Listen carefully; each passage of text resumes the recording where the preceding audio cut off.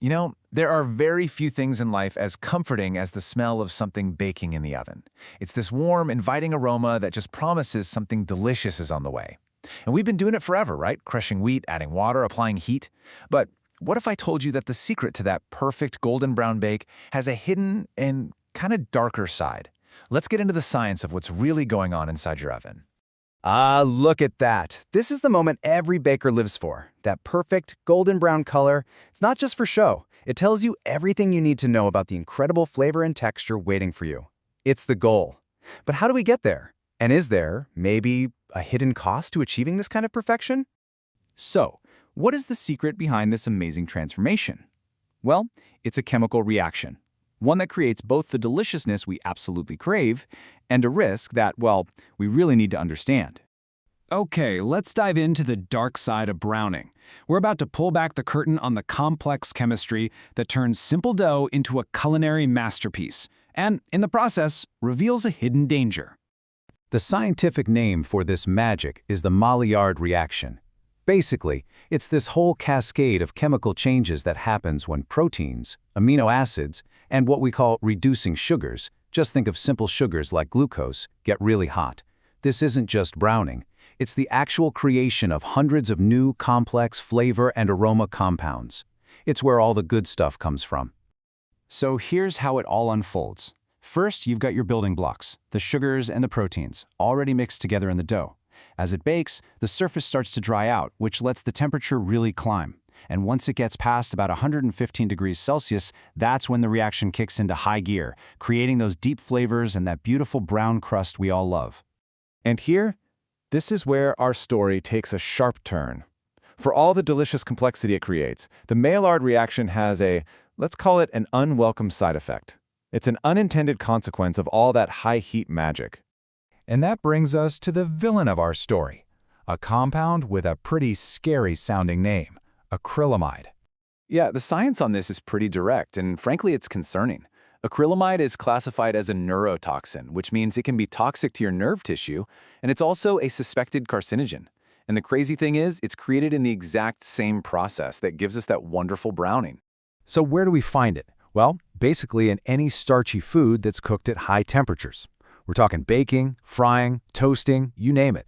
That critical temperature threshold means it's really concentrated in the crispy, golden brown parts, like the crust, not so much in the softer, doughy inside.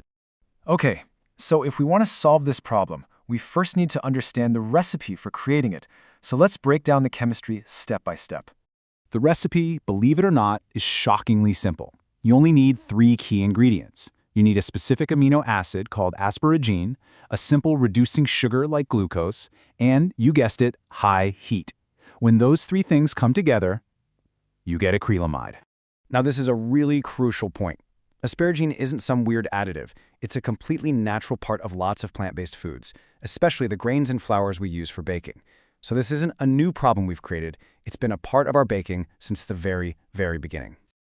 And there's that critical number again. The reaction doesn't really get going until the temperature gets over 120 degrees Celsius.